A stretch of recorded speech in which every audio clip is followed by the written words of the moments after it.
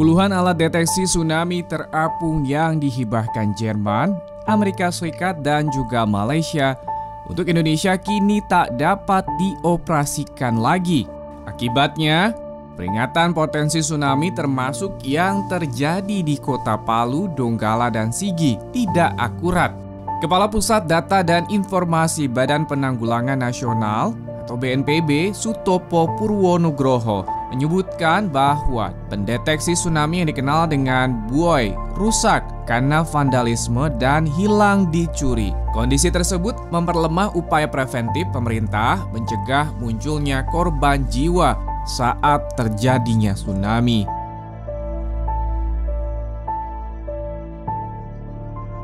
Sebagai negara yang memiliki wilayah perairan yang luas, tentu hal ini menjadi sangat penting. 10 unit alat pendeteksi yang sepaket dengan German Indonesian Tsunami Early Warning System sumbangan dari Jerman bahkan memiliki nilai yang cukup fantastis, yakni sekitar 610 miliar rupiah. Namun mirisnya, alat-alat ini tidak dioperasikan lagi. Apa yang salah dengan hal ini? Apakah anggaran yang terbatas diklaim sebagai salah satu pemicu persoalan ini? Ataukah perilaku masyarakat yang acuh tak acuh dan tidak ikut menjaga, tetapi justru merusak maupun mencuri?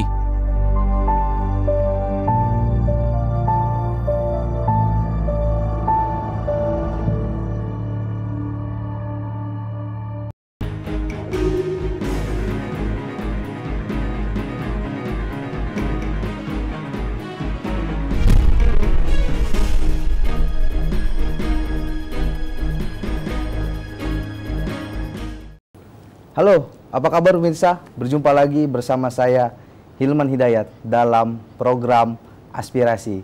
Kali ini kita akan membicarakan terkait dengan Indonesia dalam menghadapi bencana gempa dan tsunami.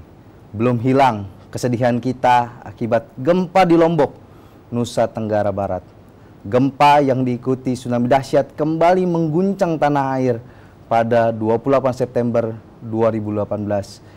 Di Palu dan Donggala yang merenggut ribuan nyawa.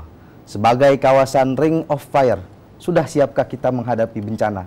Kali ini telah hadir di studio bersama kami Bapak Ibnu Munzir, Wakil Ketua Komisi 5 dari fraksi Partai Golongan Karya Dapil Sulawesi Barat. Apa kabar Pak Ibnu Munzir? Sehat, bagaimana nih Pak dalam menghadapi reses ke depan nih Pak DPR ya, Pak?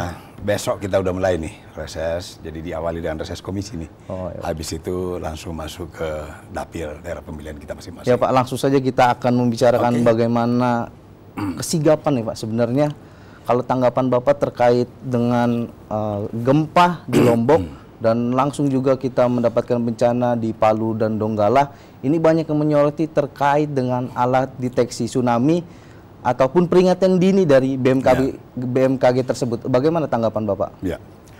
Jadi sebenarnya Indonesia ini harus menyadari bahwa kalau selama ini dianggap kawasan kita ini sebagai surganya dunia ini, saat ini kita mesti sadar, bukan hanya pemerintah, tapi seluruh masyarakat Indonesia secara bersama-sama sadar bahwa wilayah kita ini atau negara kita ini negara yang rawan bencana. Soal mendasar, katakanlah seperti kasus kemarin, Jerman sudah memberikan bantuan untuk warning system ya, EWS. Early warning system ini ditempatkan di beberapa tempat. Ironisnya, alat ini ada beberapa yang tidak berfungsi. Ya, bolehlah kita mengatakan, antara lain juga memang faktor anggaran kita di sektor BMKG ini perlu kita tingkatkan. Tetapi kesadaran kita untuk memelihara alat ini yang juga sangat minim. Ya, kasus Palu menjadi pelajaran berharga buat kita. Karena alat ini sebenarnya dipasang, itu kan dia punya baterai cadangan. Ya. Kalau listriknya mati, baterai cadangannya on. Kalau dia dipasang secara benar. Masalahnya kejadian kemarin di Palu itu, EWS ini nggak berfungsi sama sekali. Ternyata nggak di-on-kan, malah off gitu. Ya, sehingga bukan persoalan listrik yang tiba-tiba padam ya akibat bencana gempa ya. Tetapi memang peralatannya itu nggak dihidupkan. Berarti ada kesalahan dari Ada BMKG. kesalahan teknis dari bawah, ya, Pemda atau apa segala macam. Pak, apakah memang BMKG tidak melaporkan Pak, misalnya kerusakan-kerusakan terjadi terhadap DPR ini, bahwa ini alat yang sudah rusak tidak bisa dipakai lagi untuk menambah anggaran tersebut Pak? Sebenarnya di dalam pembahasan anggaran kita dengan BMKG, mereka pun sudah menyampaikan itu. Maka kita kemarin berusaha untuk menambahkan anggaran. Ya, cuma sayangnya kan memang tidak ada sama sekali tambahan anggaran itu, walaupun bersurat secara resmi baik oleh pihak BMKG sendiri, kemudian kita topang dengan anggota Banggar kita yang membawa surat itu untuk membahasnya. Tetapi kan sebenarnya ada solusi yang diberikan oleh pemerintah melalui dana cadangan yang 14 triliun, namun penggunaannya kan itu di bawah koordinasi Menko Maritim. Nah, ini bisa menjadi salah satu solusi terhadap masalah-masalah BMKG. Tinggal bagaimana pihak BMKG ini bisa memberikan penjelasan secara rinci dan baik dan bisa dipahami tentu saja. Kemudian ya kesepakatan kita tadi bagaimana mengantisipasi kemungkinan bencana. Nah, ini kalau menurut Bapak ada keterlambatan pemberian informasi nggak sih Pak terhadap masyarakat terkait dengan bencana yang kemarin ada di Palu ini Pak? Ya sebenarnya kan infonya ada ya, ada disampaikan. Memang juga kesimpang siuran. Tapi yang pasti menurut saya gerakan terpadu antara pemerintah dan masyarakat dalam mengantisipasi bencana ini yang perlu kita tingkatkan. Bahwa ada selama ini sosialisasi, tapi kita anggap itu belum efektif. Maksud saya begini, saat ini atau sekarang ini kita harus memulai bahwa proses katakanlah meminimalisir dampak bencana harus kita lakukan secara bersama-sama. Kita kan nggak mungkin menghindari bencana, itu kan memang turunnya dari Allah SWT ya.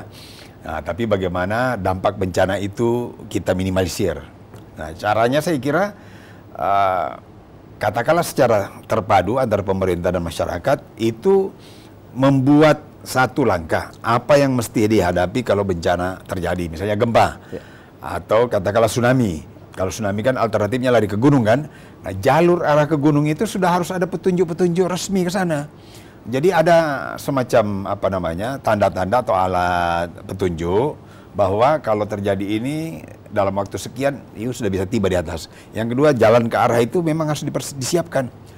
Ya kayak kemarin pengalaman info dari kawan-kawan di lapangan, termasuk di Mamuju, ketika terjadi itu untuk naik ke gunung ini antrian kendaraan yang begitu panjang karena sempit dan jalan berbatu-batu. Jadi nggak ada jalur evakuasi yang disiapkan. Jalur evakuasinya memang belum disiapkan secara baik ya, bahwa itu ada jalur ke gunung, tapi belum disiapkan secara baik. Nah, ini yang perlu kita pikirkan ke depan. Terkait dengan masalah alat yang dihibahkan dari Jerman nih Pak, ini kan banyak yang sudah tidak berfungsi. Ya memang banyak alasan Pak, emang karena pencurian dan vandalisme masyarakat. Apakah memang belum ada upaya Pak dari BMKG untuk menindak tegas atau bahkan memperbaiki atau bahkan melakukan perawatan terhadap alat-alat early warning system yang telah dihibahkan ini Pak? Kemarin itu kita memang mendorong supaya ada anggaran untuk kalibrasi semua peralatan. Karena kalibrasi peralatan ada yang mereka lakukan, tapi baru misalnya peralatan yang untuk mendeteksi gempa yang mereka tanam. Terus apalagi peralatan lain untuk kalibrasi, pengujian apa segala macam untuk bangunan, itu kan mereka ada tuh di beberapa tempat. Sehingga ketahanan terhadap angin, ketahanan apa, jadi pembangunan sebuah gedung yang safety bagi masyarakat itu harus diuji di situ, di lab mereka. Ini ada. Cuma memang seperti tadi untuk EWS segala macam ini, itu yang kita harapkan kemarin bisa menambahkan anggaran supaya mereka bisa memperbaiki itu. Terus kemudian mengganti kalau tidak ada, sehingga lebih awal itu kan sebenarnya kalau dia ada terkait dengan kesiapan Pemda setempat ya, itu kan akan bunyi semacam alat yang menandakan di sana, misalnya seperti sirine besar atau apa, itu masyarakat bisa waspada bahwa terjadi ini. Nah, oleh sebab itu langsung evakuasi. Jadi memang terpadu, kalau alat toh itu berfungsi lalu tidak ada juga jalur evakuasi ya, kemudian ada jalur evakuasi, masyarakatnya juga nggak ngerti. Sama aja semua. Berarti belum dilatih juga Pak masyarakat terkait dengan katanya ada beberapa tempat bencana. Ada yang dilatih, tapi saya yakin lebih banyak yang belum dilatih kan, kira-kira gitu. Hingga saat ini BNPB mencatat sudah 2.000 orang meninggal dunia akibat gempa dan tsunami yang menerjang Kota Palu, Kabupaten Donggala, dan Kabupaten Sigi, Sulawesi Tengah. Korban yang luka berat tercatat 4.612. Selain itu ada 223.751 orang mengungsi di 122 titik. Puluhan bangunan pun rusak akibat bencana ini. Nanti kita akan bahas lebih lanjut mengenai penanganan bencana serupa setelah melihat pendapat masyarakat berikut ini.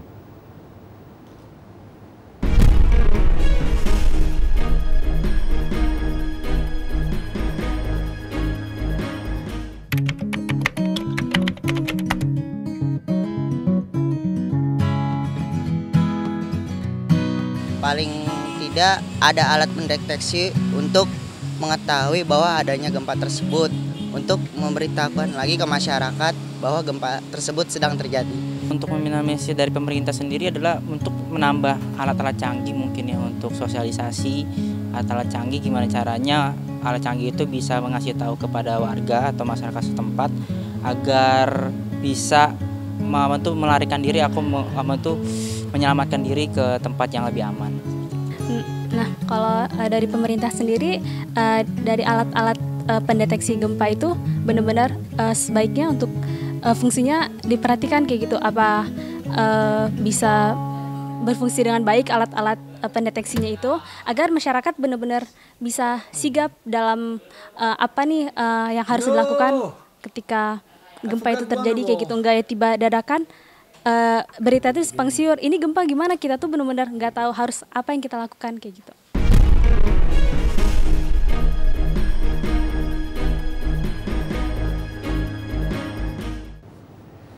Ya pemirsa, kita kembali lagi dalam program Aspirasi, masih bersama saya dan Bapak Ibnu Munzir, Wakil Ketua Komisi 5 DPR RI. Pak, masih kita bicarakan soal bagaimana terkait kita menghadapi bencana nih Pak.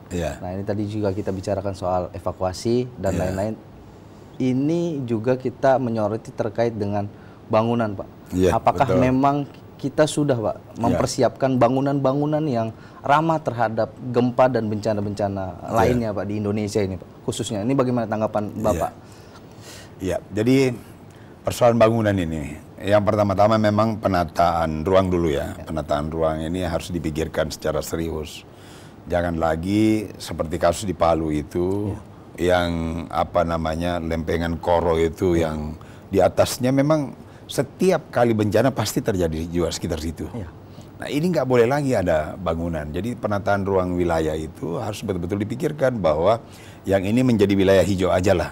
Ya kan, jangan ada bangunan atau izin mendirikan bangunan yang dikeluarkan oleh pemerintah daerah setempat yang terkait itu. Ya kan, kalau misalnya kita melihat bencana yang di Palu itu bukan hanya gempa dan tsunami, tapi tanah bergerak. Nah ini kan sangat berbahaya. Apakah memang sudah ada sih Pak penataan sistem lahan untuk masyarakat tinggal itu Pak di seluruh Indonesia Pak khususnya? Ya sebenarnya kan ada tata ruang sebenarnya, tata ruang. Cuma saya nggak tahu persis tata ruang ini memperhitungkan hal itu. Karena seperti kasus yang di Palu itu kan memang wilayah itu yang terjadi elevasi itu apa istilahnya, tanah bergerak, tanah bergerak, likuifaksi itu, likuifaksi ini itu di wilayah sesar koro dia masuk. Nah berarti apa? Artinya di wilayah-wilayah seperti itu yang memang diduga atau patut diduga memang itu jalur-jalur gempa atau jalur apa, itu sebaiknya memang bangunan nggak boleh di situ. Nah kemudian wilayah sekitarnya, ya bangunannya yang dibangun itu jangan ala kadarnya. Karena kalau sekedar naruh pondasinya itu seperti naruh ini aja, maka itu pasti kemarin itu. Karena ada yang bangunan itu kokoh berdiri. Ada juga yang memang karena gempa itu hancur ke bawah, yang gempa biasa ya. Itu berarti ya mungkin daya tahan bangunan itu enggak. Kantor gubernurnya cuma retak-retak, berarti bangunannya cukup bagus itu. Nah, jadi soal memang yang mesti diamati, pertama wilayah yang dilintasi oleh bencana ini mesti diatur tata ruangnya secara benar. Kemudian masyarakat diberikan penyadaran. Kemudian ya ini mungkin pengawasan bangunan, ya kan ada institusi itu. Nah, mestinya itu setiap pembangunan gedung atau apapun oleh institusi tadi yang mendapat tugas untuk pengawasan bangunan ini harusnya secara ketat mengawasi itu.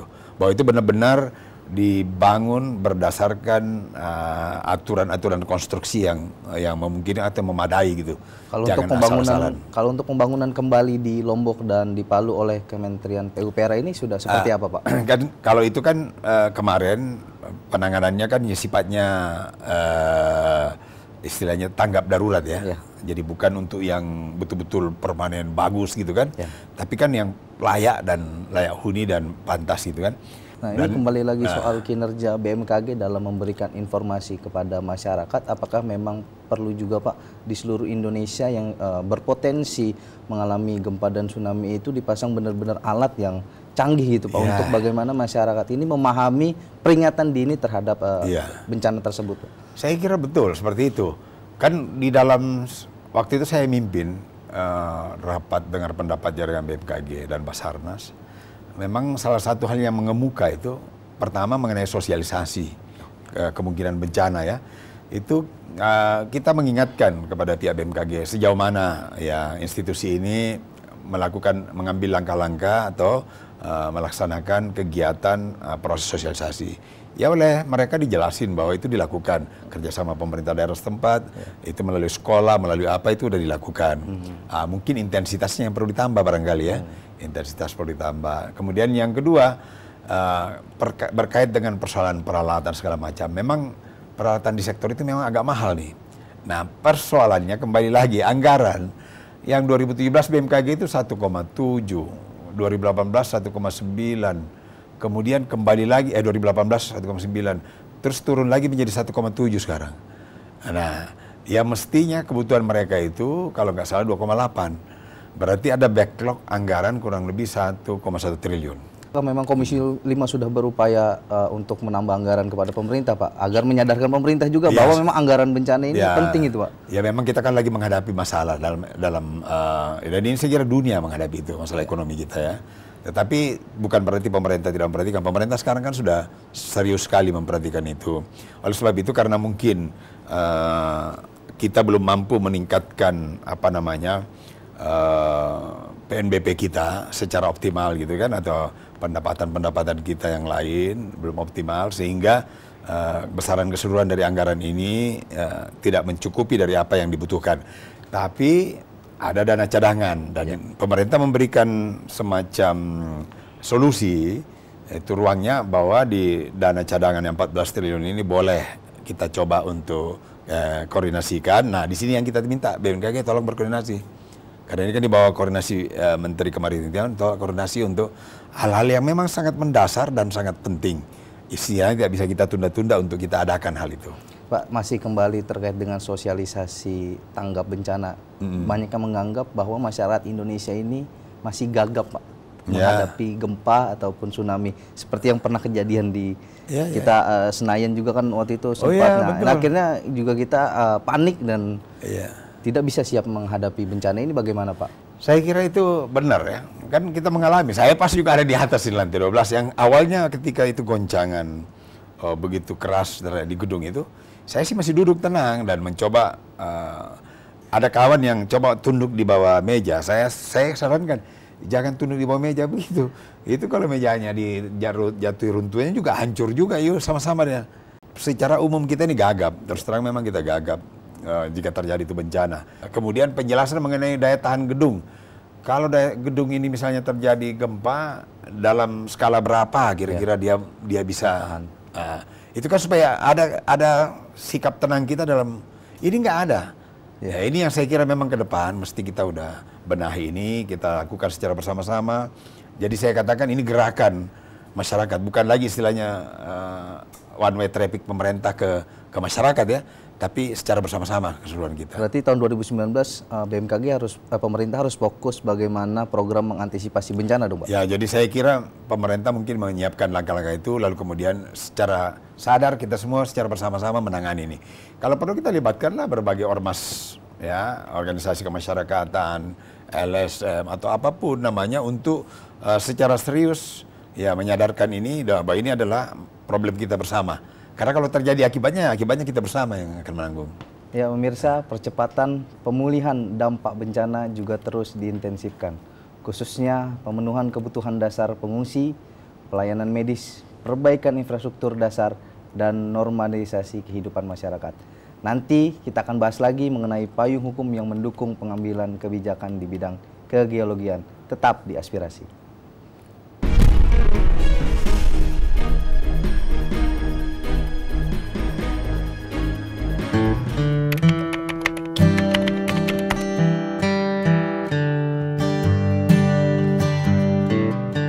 Cara menyisirnya ya paling tidak bersembunyi di bawah kolong meja, kalau enggak lari keluar di lapangan. Pertama ya sebenarnya kalau ya gempa kan kita juga ya harus sigap ya, maksudnya ketika bencana gempa itu terjadi ya yang pertama harus dilakukan jangan panik. Nah itu fatal banget kalau kita panik gitu. Nah yang kedua kita bisa ya mencoba untuk berlindung di tempat-tempat yang menurut kita aman kayak gitu. Ya apa itu keluar rumah, maksudnya menjauhi bangunan-bangunan tinggi, nah dan sebagainya kayak gitu. Untuk meminimalisir bencana gempa itu pertama untuk warganya sendiri jangan panik. Karena kalau udah panik itu mungkin kita bisa lebih parah lagi terjadi akibat dari gempa itu tersebut. Jadi pertama adalah tidak panik.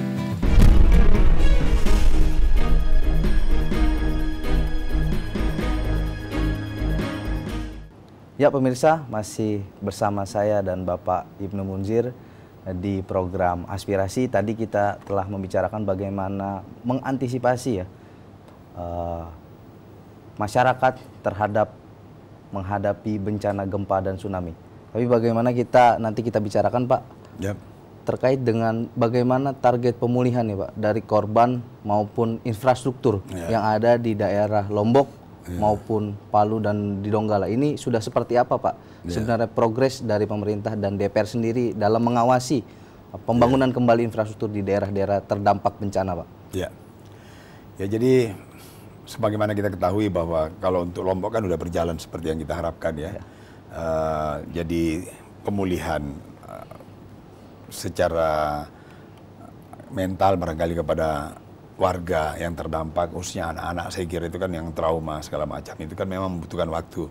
Tapi langkah ke arah itu kan sudah dilakukan. Kemudian pemulihan bangunannya untuk bisa ditempati kembali warga, ya pemukiman, itu juga saya kira sudah berjalan. Nah, Hus Palu saya kira memang ini sementara ya, prosesnya sudah mulai akan dilaksanakan.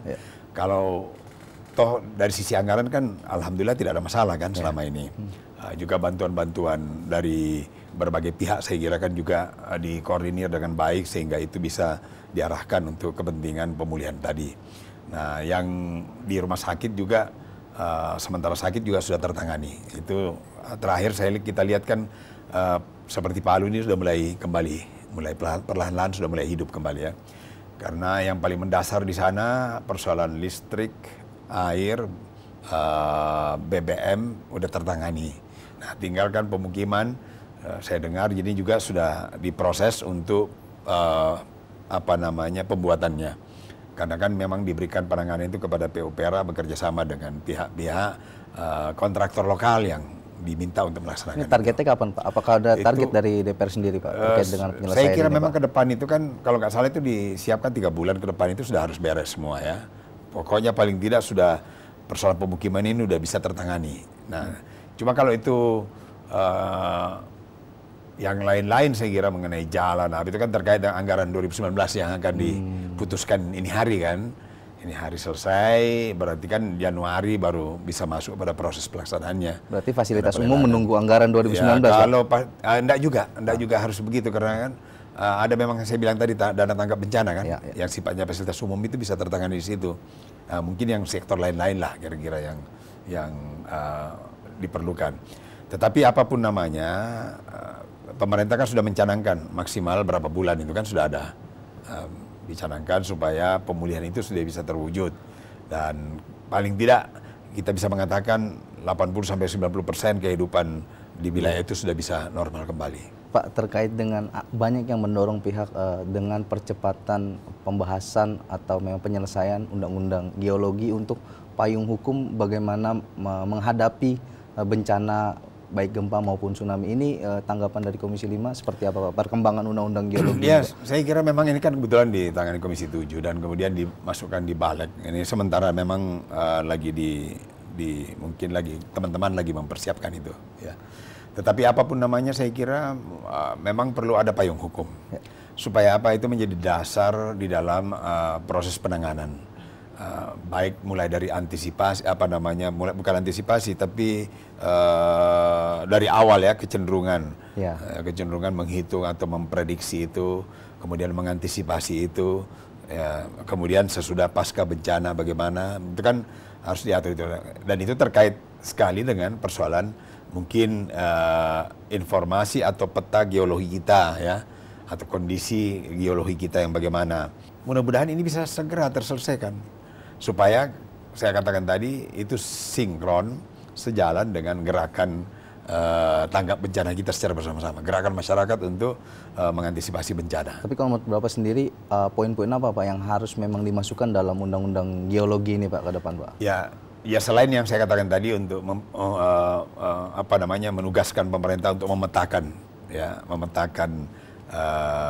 kondisi geologi di wilayah-wilayah tadi, sehingga ada dasar dan pengetahuan bagi siapapun ya stakeholder yang terkait dengan itu untuk mengatur kebijakan. Ya, kebijakan baik misalnya tata ruang. Dengan itu kan bisa diatur tata ruangnya bagaimana. Ya, seperti tadi, kalau di wilayah ini rawan kalau terjadi gempa atau lempengannya bergerak, ini di sini nggak boleh ada bangunan. Tata ruangnya harus ke sana.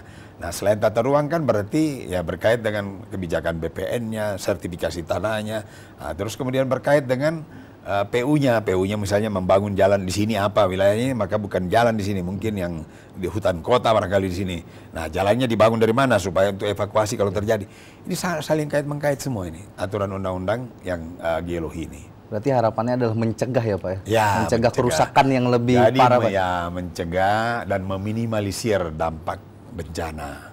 Pak, closing statement Pak dari pembicaraan kita hari ini terkait dengan masalah antisipasi, masalah pemulihan dan masalah undang-undang geologi ini seperti apa Pak dari harapan Bapak sendiri terkait dengan penanganan antisipasi bencana di Indonesia ini Pak? Ya, jadi kan begini, berhentilah kita berpikir bahwa kita ini aman dari bencana, bahwa wilayah kita ini adalah wilayah yang katakanlah wilayah cincin api, wilayah lempengan yang rawan bencana.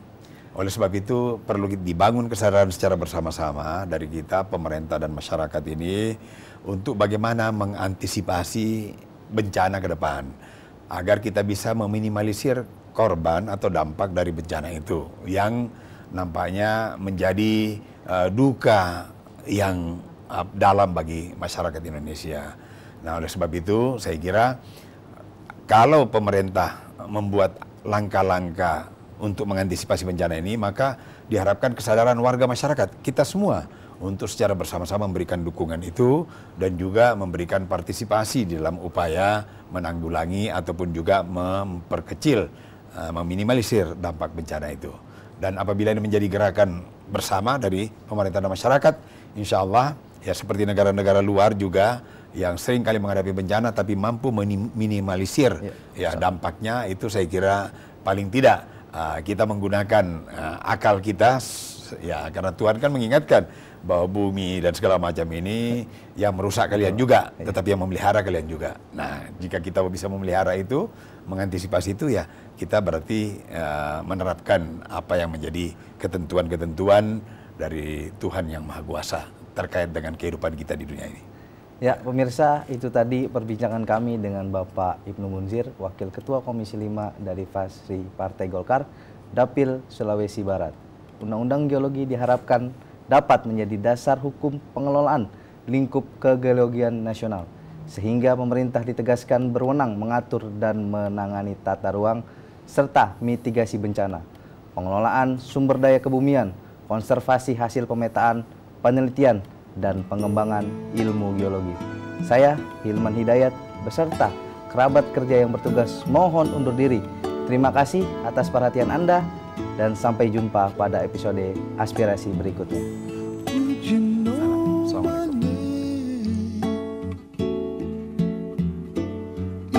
soñar.